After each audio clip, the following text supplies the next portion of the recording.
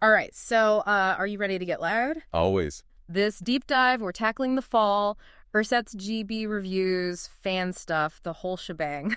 All right? Sounds good to me. Now, if you've never, really experienced the fall Oh, before, my boy. get ready, right? Because this is not your average Dan, not even close. No, they are in a category all their own.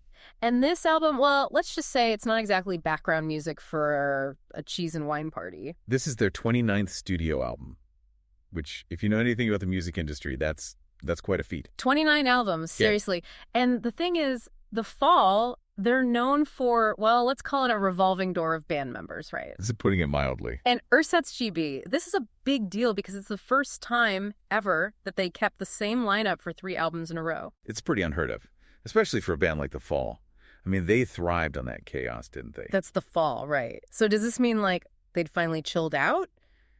Or were there, other things going on? It really makes you wonder if maybe finding a bit of stability, even if it was temporary, changed their sound, you know? Good point. So, okay, let's talk about the sound, right? Even before we get to the music, the title, Ersatz GB, it's kind of ominous, wouldn't you say? Absolutely. It's like a warning sign or something. Yeah, it's not exactly inviting, is it? Ersatz, you know. It means a substitute, something that's not quite the real deal. And that's really at the heart of this album, right? Like that cheese product that's trying way too hard to be cheese, but just misses the mark. Exactly. That plasticky, almost but not quite feeling. That's Ersatz GB all over. It's like a fake version of something, a copy. A pale imitation. And it makes you wonder, because this was recorded in London, right? But there were those sessions in Berlin that Smith just, tossed out. What do you think happened there? Lost recordings are always so fascinating, aren't they? It's like this alternate reality where that music exists. Like a musical mystery. Were those Berlin sessions just too chaotic, even for The Fall? Or did Smith just wake up one morning and decide to wipe the slate clean and start over in London? Who knows? Maybe we'll uncover those lost tapes someday. But for now, I guess we've got what we got, right? How we do. So let's talk about what we do have. Let's. Ersatz GB. It doesn't mess around from the first note. It just hits you with this raw, this frantic energy. It's like being thrown headfirst into a mosh pit. Exactly. You hear it right away with Cosmo 7. Those drums, man, they're a heartbeat about to explode. And Smith, he's right up in the mix, like he's battling those instruments for space. And that energy, it's not always, straightforward either. There are moments of, unexpected rockabilly influence that crop up. Oh, yeah. Talk about a curveball. Mask Search is a great example of that. That driving rhythm, those guitars, it's like a rockabilly fever dream. It's such an interesting juxtaposition, isn't it? You've got this album title, Ersatz GB, which sounds kind of dark and brooding, and then bam, you get hit with these bursts of rockabilly energy. It's classic The Fall, though, isn't it? They always keep you guessing. Always. And speaking of keeping you guessing, we got to talk about the lyrics.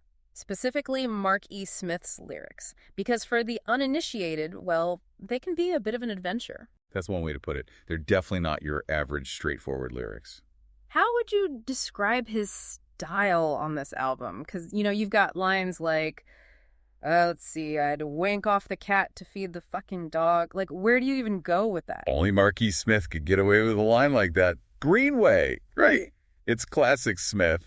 It's bizarre. It's funny. It's about the fall. And that song, by the way, it's supposedly about these New Puritans, another band from that same scene in the UK. No way. Really? That's wild. I mean, what's the story there? It's all very tongue-in-cheek, but there are all these references to a band that's, stealing their sound, and how these New Puritans were supposedly terrified when Smith showed up at their hotel room. Oh, man. It sounds like something out of a rock and roll urban legend or something. You're telling me. And what's really interesting is how he takes these seemingly absurd situations and somehow weaves in these sharp, insightful commentaries on society. It's like social commentary disguised as this bizarre, kind of hilarious anecdote. Exactly. And musically, too, Greenway is interesting, right? Because it's got this almost heavy metal feel to it in places, which you don't always hear in the Fall's music. You're so right. It's much heavier than some of their other work, which again just shows how they always refuse to be pigeonholed. They did what they wanted when they wanted. Exactly. And that went for their song selection, too.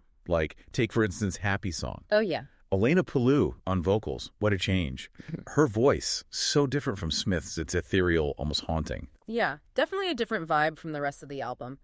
So with such a, let's face it, divisive band and an album like this, I'm guessing the critics, they had some thoughts. Oh, yeah. They definitely had some thoughts. Some loved it.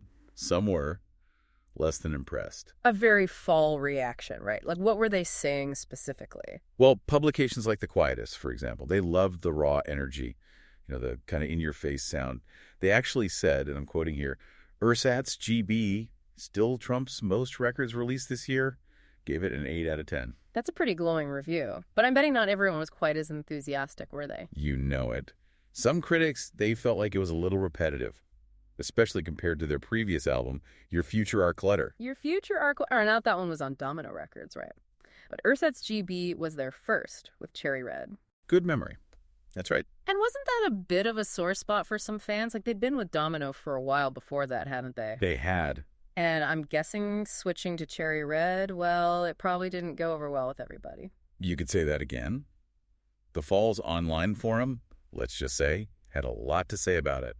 Oh, it was a total meltdown. I mean, you had fans arguing about everything from the album art to the release date, and don't even get me started on the Cherry Red debate. Yeah, because Cherry Red, that was a big change. I mean, for a band that was like the definition of independent. They practically wrote the book on it. Signing with any label, let alone one as established as Cherry Red, it was bound to ruffle some feathers. To say the least. So, like, what were the main concerns? Well, I think a lot of it came down to this fear, right? This anxiety that signing with a bigger label meant that the F.A.L.L. were selling out. Which for a lot of bands, I mean, it can be a valid concern. Oh, for sure. You sign that contract and suddenly the label's got a say in your sound, in your image. Your creative control. Exactly. And with a band like the F.A.L.L., who had always been so fiercely independent, it's understandable that fans would worry, right? Totally. I mean, they were known for doing things their way no matter what. Exactly.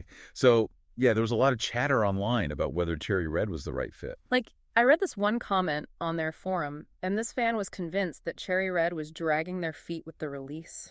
Oh, yeah, I remember that thread. They were comparing the release date to previous albums, trying to make the case that Cherry Red wasn't giving Ersatz GB the attention it deserved. Which is kind of funny, because it shows you how much these fans care. It really does. They're not just listening to the music. They're invested in every single aspect of the band, from the recording process to the label they're on. It's like... They're part of the journey. Exactly. But labels, they're part of the music industry, right?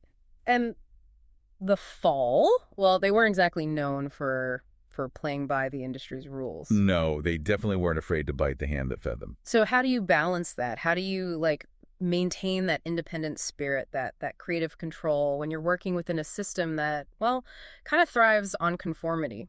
That's the million-dollar question, isn't it? And I'm not sure there's an easy answer. It's the age-old struggle for artists, isn't it? Trying to fit a square peg in a round hole. Because, I mean, think about it. You need the label, right? To get your music out there, to reach a wider audience. But you also don't want to compromise your vision, your art. It's a tough spot to be in. For sure. And the F.A.L.L., they never really seemed to back down from that tension. If anything, they embraced it.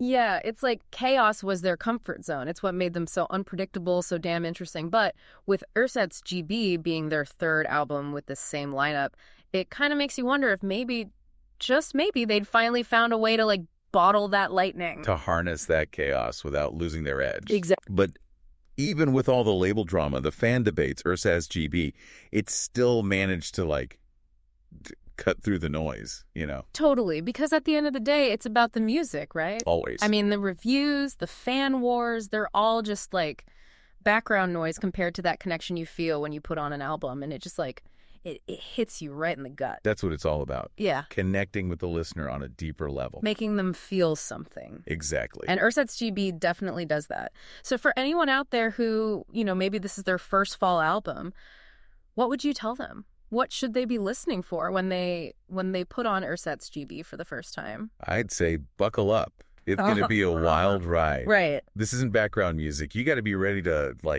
really listen.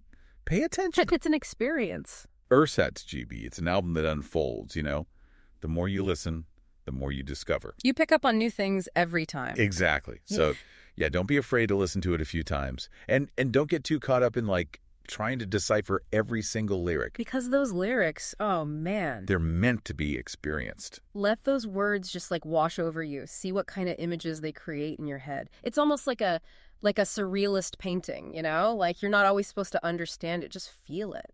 And speaking of feeling it, I think it's important to like try to place yourself back in 2011 when this album was released. Oh yeah. Context. Think about what was going on in the world. In England, it was a time of like economic uncertainty, a lot of social upheaval. Music doesn't exist in a vacuum, right? Exactly. It's a product of its time. So, as you're listening to Ersatz GB, ask yourself, like, can you hear those anxieties? Can you sense that feeling of unease that was, like, permeating everything back then? It's like a time capsule in a way. Totally. But most importantly, have fun with it. Right. Don't be afraid to dive into the weirdness, the darkness. That's what makes the Fall so great. They're not afraid to be different. They never apologized for who they were. And they shouldn't. That's what makes music so powerful. It can transport you to another world. Challenge your perceptions. Make you feel things, even if those feelings are a little unsettling sometimes. And Ersatz GB is definitely an album that makes you feel things. Oh, yeah, definitely. So there you have it. That's Ersatz GB, The Fall, in all their raw, unpredictable glory. Hopefully this deep dive has given you a few things to think about, a few things to listen for, and who knows, maybe this is the album that turns you into a diehard Fall fanatic. But you got to listen for yourself to find out. So until next time, happy listening.